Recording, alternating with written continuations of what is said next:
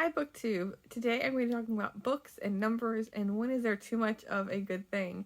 I've seen several booktubers in the recent month or so talk about reading 100 books before they buy any new books, or advanced extreme crazy level of reading 500 books before they purchase anything, and it's really made me stop and think about how many books do I have on my shelves that are unread, and I counted them up and I have around 425 unread books.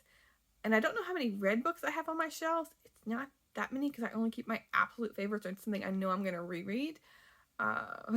So yeah, 425 is a crazy amount for me because I started when I moved here 2 years ago, a little over 2 years ago.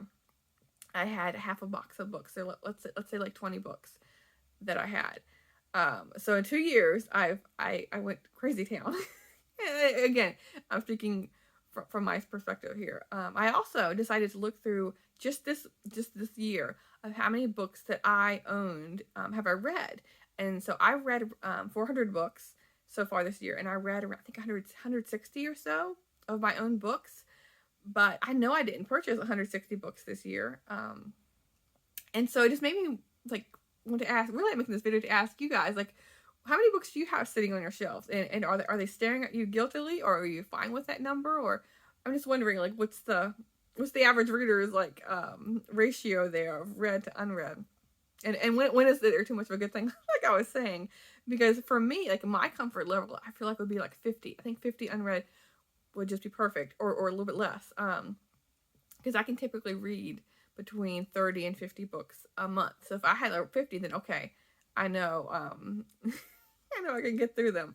But 425 is too much for me.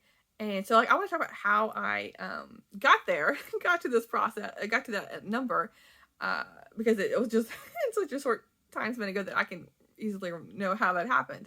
Well, a lot of it's to do with moving here to Portland. It's a very bookish city. There's Powell's, which is the biggest bookstore in the world. There's other independent bookstores. There's used bookstores, Barnes and Noble, library book sales, bookstores, actually, little free libraries. And so for me, if I purchase some books and I read them, and I want to get store credit, I always try to get store credit first. So I'll take them to Powell's. And then what they don't purchase, I will exchange in little free libraries. And it's really the little free libraries that are getting me, because I'm reading books, and I'm never I take a bag of books and I never come back home with less, basically.